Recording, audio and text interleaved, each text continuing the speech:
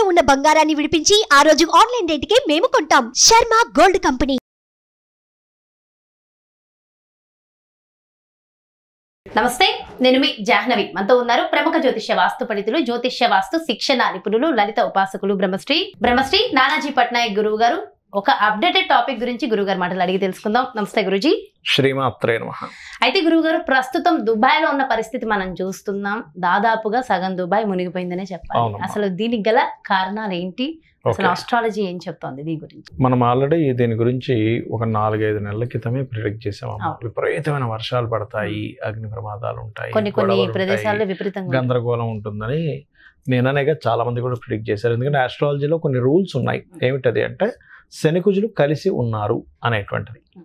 ఇది మనం last December జనవరిలోనే predict చేసాం. ఈ టైంలో వెళ్తున్నాయండి, మకరంలోని కుంభంలోని ఇట్లా ఉందని. సో అది పెద్ద ఆశ్చర్యకరమైన విషయమే కాదు, ఆల్రెడీ ముందు ప్రిడిక్ట్ చేసాం, వచ్చింది కాబట్టి. అయితే చెప్పేసాం కాబట్టి. అయితే ఇది మనం ఇక్కడ మామూలుగా వర్షం పడడం వేరు. దుబాయ్లో వాళ్ళు వర్షం పడకపోతే మేఘాలకి వాళ్ళు సమ్ ఫ్లైట్స్తో ఒక రకమైనటువంటి రసాయనం లాంటిది వదిలి వర్షం పడేలా చేసుకుంటారు. అలాంటిది ఒక సంవత్సరం మొత్తం పడితే ఎంత వర్షం ఉంటుందో, మొన్న పడినటువంటి వర్షం ఏదైతే ఉందో అది ఒక రోజులో మొత్తం వర్షం పడింది. దానికంటే ఎక్కువ వర్షం పడిందట. మొత్తం ఒక సంవత్సరం మొత్తం పడితే ఎంత నమోదు అవుతుందో ఒక రోజులో అంత వర్షం పడింది. సంవత్సరానికి సరిపడే వర్షం ఒక రోజు అంటే దానికి అర్థం ఏమిటంటే, ఇప్పుడు మీరు గమనించుకున్నట్లయితే అది మునిగిపోయింది, ఆల్మోస్ట్ చాలా ఇదైపోయింది వర్షంతో. ఒక దేశం నామరూపాలు లేకుండా పోయే ఛాన్స్ ఉంది అన్నది ఒక సంకేతం. పూర్తిగా ఒక దేశం కూడా గుర్తుపెట్టుకోండి ఈ విషయాన్ని. మనకి ఎందుకు ఇలాగా ఉంటాయి, ఇలాంటివి నిజంగానే ఉంటాయా అంటే, రాహువుని చేరబోతున్నాడు కుజుడు వెళ్ళి, నెక్స్ట్ రాహువుని చేరబోతున్నాడు. ఈ కుజుడు ఇప్పుడు వరకు శనిని కలిసి ఉండి రాహువుని చేరబోతున్నాడు. కాబట్టి ఈ సమయంలో మనము గతంలో చెప్పుకున్నాం మొన్న ఉగాది సందర్భంగా కూడా కుజుడు అధిపతి అయ్యాడు. ఈ సంవత్సరానికి అధిపతి కుజుడు అయ్యాడు కాబట్టి గొడవలు యుద్ధాలు ఉంటాయి అన్నాము. కరెక్ట్గా ఉగాది స్టార్ట్ అయిందో లేదో యుద్ధాలు స్టార్ట్ అయిపోయాయి, మొదలైపోయాయి. ఇజ్రాయెల్ ఇరాన్ ఆ రెండు గొడవ పెట్టుకుంటున్నాం, డ్రోన్లు పంపించుకొని గందరగోళం అవుతుంది. ఈ సంకేతాన్ని మనం ఎలా తీసుకోవాలి అంటే, ఇవి గనక ఇక్కడ కాపకపోతే యుద్ధం పెరిగి ఇబ్బంది ఉంది. అయితే ఇక్కడ లక్కీ ఏంటంటే జనాలకు ఉండే ప్రాణ నష్టం తక్కువగా ఉంటుంది లక్కీగా. ఎందుకు అంటే కాలసర్ప యోగంలో ఉన్నప్పుడు ఈ శనికుజులు కలిసినప్పుడు ఇటువంటివి జరుగుతూ ఉంటాయి. లక్కీగా ఈ కాలసర్ప యోగం నుంచి గురువు బయటపడి ఉన్నాడు. అదే గురువు లోపల ఉన్నాడు అనుకోండి అమ్మా. అంటే ఈ మేషంలోనో లేకపోతే వృషభంలో ముఖ్యంగా రాహు ఉండి గురువు కూడా లోపల ఉన్నాడు అనుకోండి. మనకు లాస్ట్ టైము కరోనా సంబంధించిన టైంలో చాలామంది జనాలు ఇబ్బంది పడ్డారు చూసారా. అలా జనాలు ఇబ్బంది పడే దాని నుంచి జనాలు మాత్రం బయటపడుతుంటారు. యుద్ధానికి వెళ్ళిన వాళ్ళు, సంబంధించిన వీళ్ళు మాత్రం ఇబ్బంది పడుతుంటారు. ఇప్పుడు మనకి ఇరాన్లో కూడా మనకి వర్షం పడ్డా ఇప్పుడు జన నష్టం ఎక్కడ జరగలేదు పెద్దగా. వర్షం పడింది, కొంత ఫ్లైట్లు ఇబ్బంది అయిందన్నారు, లేకపోతే వెహికల్స్ కొట్టుకుపోయాయి అన్నారు, లేకపోతే కొంత అంటే ఇన్ఫ్రాస్ట్రక్చర్ ఇబ్బంది అయింది, కానీ జన నష్టం కానీ జనాలు మరణాలు కానీ ఎక్కడ జరగలేదు. ఎందుకు అలాగా అంటే, జీవుణ్ణి మనకి నాడీ ఆస్ట్రాలజీలో గురువుని జీవుడు అంటారు. జీవము అంతా కూడా గురువు ఆధీనంలో ఉంటుంది. ఆయన లక్కీగా బయట ఉన్నాడు కాబట్టి జన నష్టాలు జరగవు. కానీ యుద్ధాల వల్ల ఇన్ఫ్రాస్ట్రక్చర్స్ ఇబ్బంది పడడం కానీ, లేకపోతే రాజులకి విపరీతమైనటువంటి గొడవలు రావడం కానీ, ఎక్కువగా చూడండి లేనటువంటి విషయాల్ని క్రియేట్ చేసి బ్యాడ్ చేయడం కానివ్వండి, ఏదైనా వచ్చినా ఒక వరదలాగే వస్తుంది. ఒక యుద్ధం కానివ్వండి, ఒక వర్షం కానివ్వండి, లేకపోతే ఒక గాలి కానివ్వండి, లేకపోతే ముఖ్యంగా ఏంటంటే జలరాశుల్లో ఈ కలయికలు కదమ్మా. ఇదేమో కుంభమేమో అర్ధజలరాశి అంటారు దీన్ని. అర్ధజలరాశిలో కుజశనులు, దాని తర్వాత పూర్తి జలరాశిలో మీనంలో కుజరాహువులు. కాబట్టి ఈ యొక్క ప్రభావం ఇంకొక నెల పైనే ఉంటుంది, ఇంకో 45 days ఉంటుంది ఆల్మోస్ట్. అయితే దుబాయ్ లోని ఇతర దేశాల్లో పరిస్థితి ఇలా ముఖ్యంగా ముస్లిం కంట్రీస్ కొంచెం ఎక్కువ ఎఫెక్ట్ ఉంటుందమ్మా దీనివల్ల.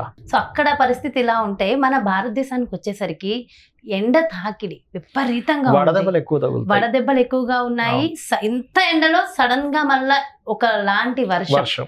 ఇది అసలు అంటే ఏ మాత్రం కూడా ఆరోగ్యానికి మంచిది కాదు అనే సూచనలు కూడా కనిపిస్తున్నాయి. అయితే ఈ మధ్యన వెరీ రీసెంట్ గానే ఒక వార్త విన్నాం కదా గురువు గారు, ఏంటంటే కరోనాకి మించిన రోగం రాబోతోందని, దాని వల్ల విపరీతమైన ప్రాణ నష్టం ఉండబోతోందని కూడా అంటున్నారు.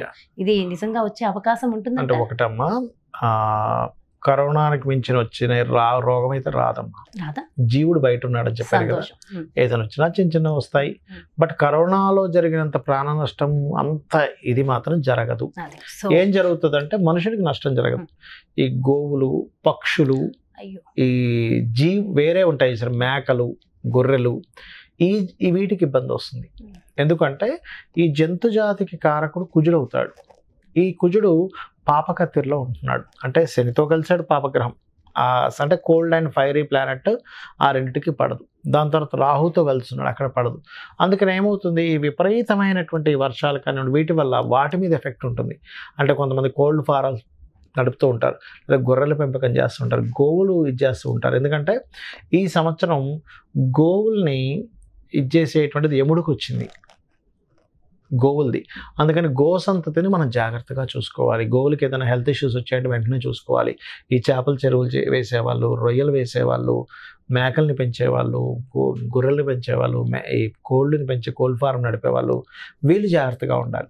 అంటే నష్టం ఒక్కోసారి జంతువులకు వస్తుంది, కొన్నిటికేమో మనుషులకు వస్తుంది.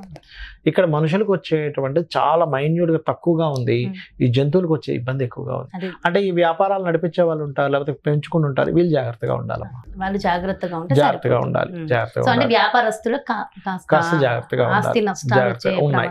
అంటే మెయిన్గా ఈ వీటి మీద నేను ఇప్పుడు చెప్పినటువంటి ఈ పక్షులు, జంతువులు, ఈ ముఖ్యంగా అడవుల్లో ఉండేటువంటి జంతువులు కావచ్చు, జంతువుల మీద ఎక్కువగా ఉండదు, అందులో ముఖ్యంగా గోవు మీద ఎక్కువగా ఉంటుంది దాని ప్రభావం అనేటువంటిది. అయితే ఈ వాతావరణంలో మార్పులు చేర్పుల వల్ల వచ్చే లేదమ్మా, మనం లాస్ట్ టైం కూడా చెప్పుకున్నాం, రాహువు గురు రాశుల్లో ఉన్నాడు, గురుచండాల యోగము. ఎక్స్పెక్ట్ చేయలేనివన్నీ జరుగుతాయని చెప్పాను. అది రాజకీయాల్లో కానివ్వండి, వాతావరణంలో కానివ్వండి. ఇది మనం గురువు ఎంటర్ అవుతున్నప్పుడే మాట్లాడుకున్నాం. ఏమంటే మీరు దాన్ని బలంగా ఒకటి నమ్ముతారు జనాలు, అందరు ఇదే జరుగుతుందని. అది జరగదు. అది రాజకీయంగా ఒక రాజు ఈయన వస్తాడు అనుకున్నది రాదు. వాతావరణంలో ఇప్పుడేంటి ఎండాకాలం కదా అనుకుంటే పుసుకుని వర్షాలు పడుతున్నాయి. అసలు ఎవరైనా ఎక్స్పెక్ట్ చేస్తాడు? ఎండలు తట్టుకోలేము అనుకుంటే మబ్బులు పెట్టేసి వర్షం పట్టడం. ఈ వర్షాలతో కూడా ఏమైనా చల్లబడ్డామంటే లేదు.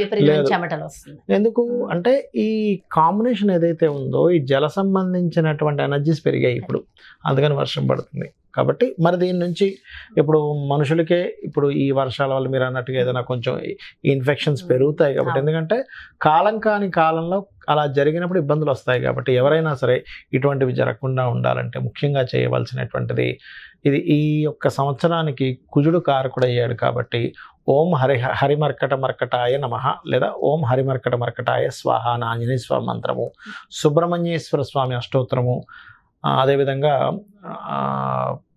మన నరసింహస్వామి యొక్క కరావలంబ స్తోత్రము, ఇవి గనక చేసుకుంటూ లలితా సహస్రనామాల్లో ముఖ్యంగా ఓం సర్వవ్యాధి ప్రశమని సర్వమృత్యు నివారణి అగ్రగణ్య అచింత్య రూప కలికల్మషనాశిని నమః అని చెప్పి చేసుకుంటూ ఉన్నట్లయితే, అందులో ప్రధానంగా ఆంజనేయ స్వామి ఆలయాలు కానీ, నరసింహస్వామి ఆలయాలు కానీ, సుబ్రహ్మణ్య ఆలయాలకు రెగ్యులర్గా వెళ్ళినట్లయితే ఎటువంటి ఇబ్బంది రాకుండా ఖచ్చితంగా బయటపడతారు. అందులో ఎటువంటి సందేహం లేదు. ఇప్పుడు కొంతమందికి వ్యాపారంలో నష్టాలు వచ్చే అవకాశం, వాళ్ళకు కూడా ఈ రెమెడీస్ 100% పనిచేస్తున్నాం. ఎందుకంటే కాలం ఈ సంవత్సరానికి ఎవరు అధిపతో ఆ అధిపతి యొక్క అధిష్టాన దేవతను మీరు పూజిస్తున్నారు, ఆయనే చూసుకుంటాడు కాలంలో. ప్రతి ఒక్కరికి కూడా చక్కగా ఉపయోగపడే రెమెడీ. ఎగ్జాక్ట్లీగా. ఎంతో చక్కటి విశ్లేషణ ఇచ్చారు గురుగారు. Thank you so much. నమస్కారం. శ్రీమాత్రే నమః. చూసారు కదండి, మరి ఇది ప్రపంచవ్యాప్తంగా ఇతర దేశాల్లో జరుగుతున్నటువంటి నష్టం, మన భారతదేశంలో ఎలాంటి ఇబ్బందులు లేకుండా మనం ఉండాలంటే ఏం చేయాలి, పూర్తి వివరణ విశ్లేషణతో పాటు మనందరికీ ఉపయోగపడే చక్కటి రెమెడీస్ కూడా గురువుగారు అందించారు కదా. మరో ప్రత్యేకమైన కార్యక్రమంతో మళ్ళీ మీ ముందుకు వచ్చేస్తాను. నమస్తే. సుమన్ టీవీలో మీ పర్సనల్ అండ్ బిజినెస్ ప్రమోషన్స్ కోసం కింది నెంబర్కి కాంటాక్ట్ చేయండి.